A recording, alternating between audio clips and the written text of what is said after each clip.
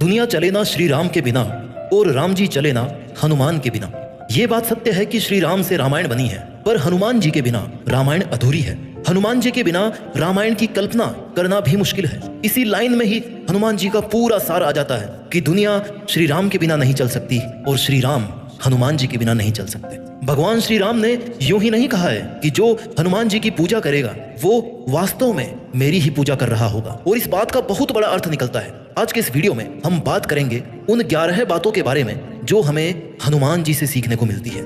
इन 11 बातों में जीवन जीने का तरीका है, बात करने का तरीका है, मेहनत करने का तरीका है, मन, कर्म और वाणी पर संतुलन करने का तरीका है, जो हमें भगवान हनुमान जी से सीखने को मिलता है। वैसे तो भगवान के गुणों को इन छोटे छोटे शब्दों से हम पूरी तरह नहीं समझ सकते, लेकिन फिर भी कोशिश करेंगे कि अगर ये 11 बातें कुछ हद तक भी हम अपनी जिंदगी में अप्लाई कर सकें तो फिर कोई भी लक्ष्य मुश्किल नहीं है। सब कुछ संभव है। जीवन में शांति संभव है, जीवन में सफलता संभव है। Everything is possible. तो चलिए सीखते हैं उन 11 बातों को जो हमें हनुमान जी से सीखनी चाहिए। और इन बातों को मैं आज के दौर के हिसाब से मुझे जो वर्ड्स, जो शब्द आसान लगेंगे उनके जरिए मैं आपको सिखाऊंगा। सीख नंबर 1, पॉसिबिलिटी थिंकिंग। यानी कि अगर हनुमान जी हैं तो सब पॉसिबल है। रामायण पॉसिबल है, सीता जी को खोजना पॉसिबल है, रावण का वध संभव है, राम सेतु संभव है, संजीवनी बूटी लाना पॉसिबल है, पहाड़ को उठाना पॉसिबल है। हनुमान जी एक बहुत बड़े पॉसिबिलिटी थिंकर थे कि काम तो पॉसिबल है, लेकिन करना उसको कैसे है वो आपको सोचना है। उस काम को कैसे करना है ये सोचने के लिए आप में होना चाहिए खुद पर विश्वास, कोशिश करने की हिम्मत और उम्मीद, जो कि खुद पर विश्वास से आप उस काम को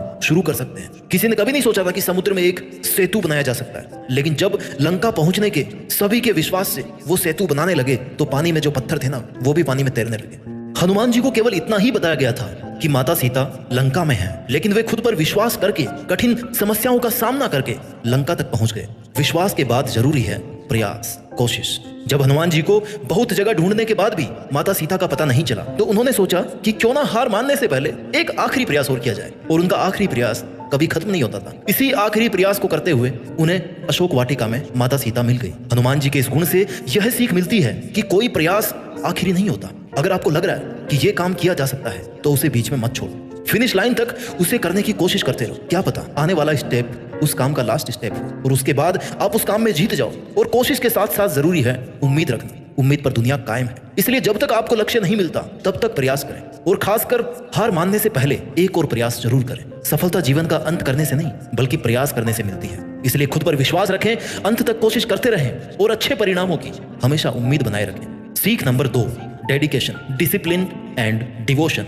डेडिकेशन क्या है? जब लक्ष्मण जी युद्ध भूमि में मूर्छित हो गए थे तो हनुमान जी को संजीवनी बूटी लानी थी। उनको यह टास्क दिया गया। वो वहां चले तो गए, लेकिन संजीवनी बूटी पहचानते नहीं थे, तो वो पूरा का पूरा पहाड़ उठाकर ले आए। सामने समस्या थी, लेकिन सॉल्यूशन उन्होंने अपने डेडिकेशन से ढूंढ लिया। इससे हम यह सीख सकते हैं कि अगर मन में दृढ़ निश्चय हो, डिटर्मिनेशन हो, संकल्प हो, किसी भी काम को अच्छे तरीके से करने की लगन हो, आप उसे करने की अगर ठान लो कि बस करना है और मुझे ही करना है, तो कोई भी काम मुश्किल नहीं है। डिसिप्लिन क्या है? लंका में माता सीता की दुख भरी कंडीशन देख के हनुमान जी बोले कि माता, अगर मैं चाहूं ना तो अभी मैं आपको कंधे पर बिठाकर श्री राम के पास लेके चल सकता हूं, लेकिन मुझे इसकी आज्ञा नहीं है। मुझे केवल आप तक ये संदेश पहुंचाने की आज्ञा मिली है कि श्री राम आपको ढूंढने के लिए, आपको वापस ले जाने के लिए आ रहे हैं। हनुमान जी के इस गुण से यह सीख मिलती है कि आज्ञा के अनुसार ही कार्य करें।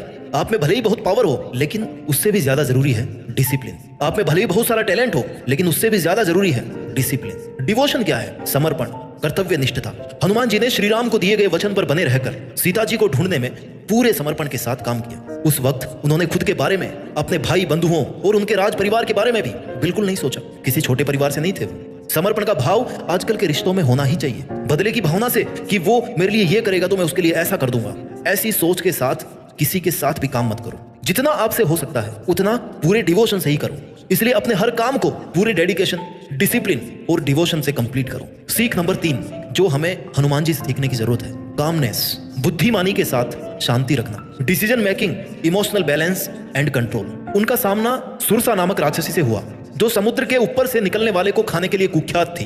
हनुमान जी ने जब सुरसा से बचने के लिए अपने शरीर का विस्तार करना शुरू कर दिया तो रिप्लाई में सुरसा ने अपना मुंह और बड़ा कर दिया। इस पर हनुमान जी ने स्वयं को छोटा सा बना करके सुरसा के मुख से जाकर के वापस आ गए। ये थी उनकी इंटेलिजेंस, बुद्धिमानी। सुरसा ने उनको छोड़ दिया कि मैं बड़ी खुश हुई। हमें भी व्यर्थ मामलों में पड़ने की बजाय सही समय पर शांत दिमाग से सही डिसीजन लेकर काम करना चाहिए। इस एग्जाम्पल से हमें सीखने को मिलता है कि जहां मामला अहम का हो, ईगो का हो, वहां बल नहीं बल्कि बुद्धि काम करेगी। बड़े लक्ष्य को पाने के लिए अगर कहीं झुकना भी पड़े, शांत होना पड़े, तो हो जाना चाहिए। कभी कभी कंपटीशन ताकत से नहीं, माइंड से जीता जाता है। इमोशनल होकर फैसले मत लो। इमोशंस आर टेम्पररी, बट उसके बल पे अगर आप डिसीजन लोगे, एक्शंस लोगे, वो परमानेंट है, फिर आप उनको वापस नहीं कर सकते। इमोशंस होने पर आपका कोई भी फायदा उठा सकता है। So be practical, make decisions based on the outcomes you want, not depending upon your emotions. परिणाम को ध्यान में रखते हुए डिसीजन, इमोशंस को ध्यान में रखते हुए डिसीजन मत लो। सीख नंबर 4 जो हमें हनुमान जी सिखाते हैं, विनम्रता, simplicity with physical power, egoless, politeness, humbleness. माता सीता के सामने वे सूक्ष्म रूप में गए क्योंकि वो एक माँ के सामने बेटे की तरह गए थे। वही लंका जलाने के लिए उन्होंने विशाल रूप धारण किया। कितने वर्सेटाइल थे, लेकिन पता था कहां पर क्या यूज करना है। इस तरह जहां जितना जरूरी हो उतना ही शक्ति का या ज्ञान का प्रदर्शन करें, फोकट का दिखावा ना करें। ज्ञान, बुद्धि, विद्या और बल के साथ ही हनुमान जी में विनम्रता भी अपार थी। सही समय पर सही कार्य करना और कार्य को अंजाम तक पहुंचाने का उनमें चमत्कारिक गुण था। और यहाँ आप विनम्रता, बड़ों की रिस्पेक्ट, जहां जरूरत हो वहां ज्ञान का प्रदर्शन और सिंप्लिसिटी सीख सकते हैं। आपको बल, बुद्धि और विद्या सहित उद्धार करने वाले, पोलाइट, हम्बल, क्रोध रहित होना चाहिए।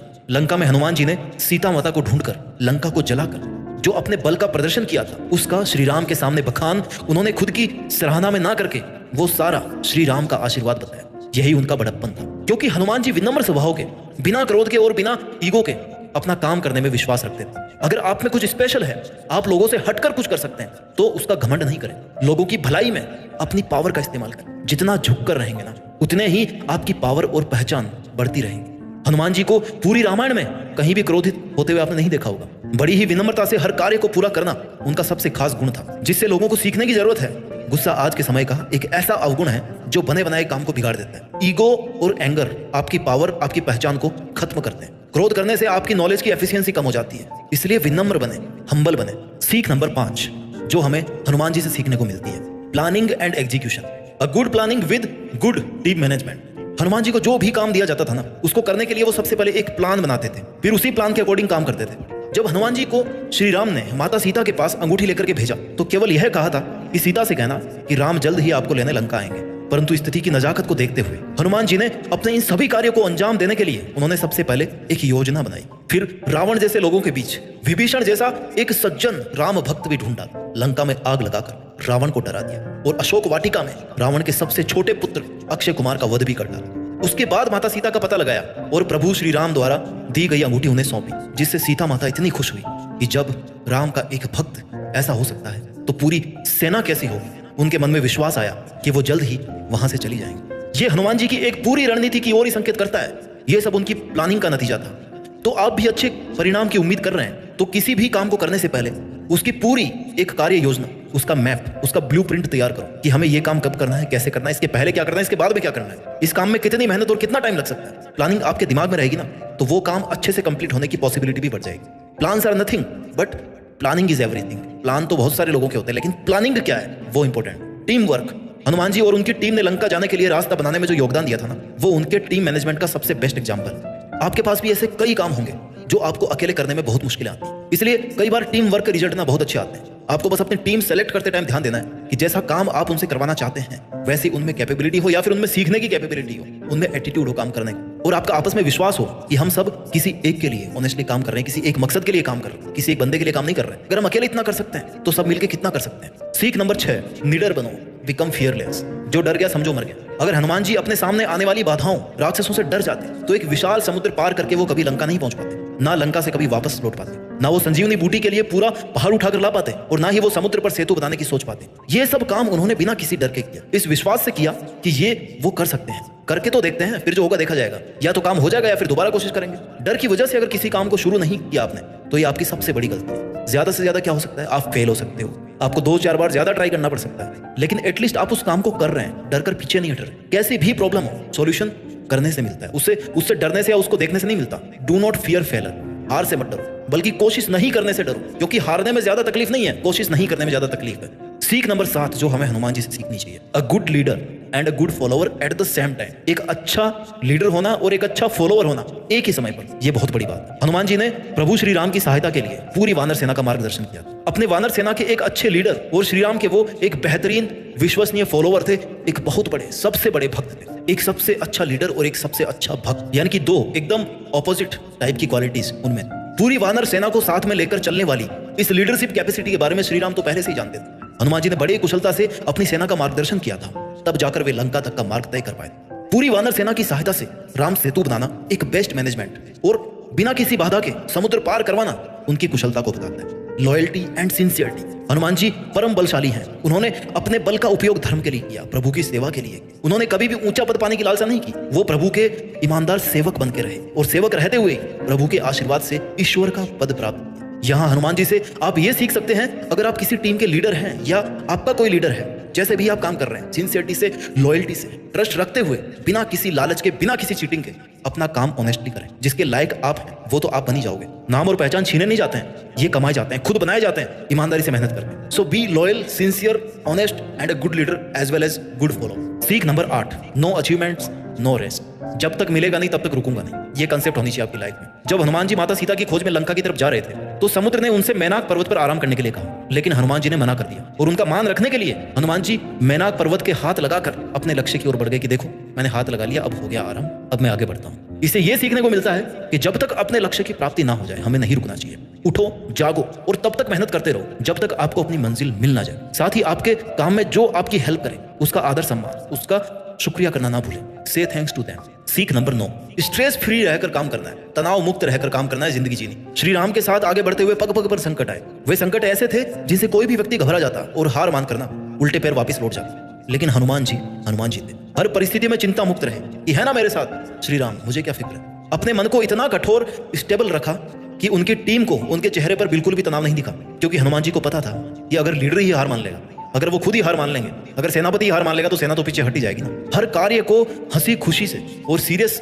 ना लेते हुए एक खेल की तरह उन्होंने कंप्लीट किया। उनके चिंता मुक्त रहने का अर्थ है कि पूरी वानर सेना का चिंता से मुक्त रहना। इससे यह सीखने को मिलता है कि आप कितना ही हार्ड वर्क कर रहे हो या कोई इंटरव्यू दे रहे हो, तब अगर आप घबरा गए ना तो वहां तक आने में जितनी मेहनत और समय लगा आपको वो पूरा वेस्ट हो जाएगा। इसलिए पैशन से काम करो। स्ट्रेस लेने से कंसंट्रेशन और मेमोरी वीक होती है, फिर वो रिजल्ट नहीं आ पाते जो आपको चाहिए, और इस बात का कोई और फायदा उठा सकता है। इस बात को हमेशा ध्यान में रखो कि अगर आपने अच्छा काम किया है, अपना 100% दिया है, तो उसका नतीजा भी अच्छा आने वाला है। So don't take stress. सीख नंबर 10 जो हमें हनुमान जी से सीखने को मिलती है, बेस्ट कम्युनिकेशन स्किल। जब माता सीता अशोक वाटिका में थी तो हनुमान जी संदेश लेकर माँ सीता के पास गए, लेकिन सीता उनको पहचानती नहीं थी, तो उन्होंने पहले विश्वास नहीं किया कि वो राम के द्वारा भेजे गए संदेश वाहक हैं। लेकिन हनुमान जी ने अपने संवाद कौशल यानी कि कम्युनिकेशन स्किल से उनको विश्वास दिलाई दिया कि वो राम के दूत ही हैं। आज के समय में बेहतर कम्युनिकेशन स्किल सक्सेसफुल करियर की गारंटी है। The art of communication is the language of leadership. जो बोलता है वो बिकता है, मार्केट का फंडा है। यानी एक अच्छी कम्युनिकेशन स्किल से आप अपने करियर को हाई लेवल तक ले जा सकते हो। Communication skill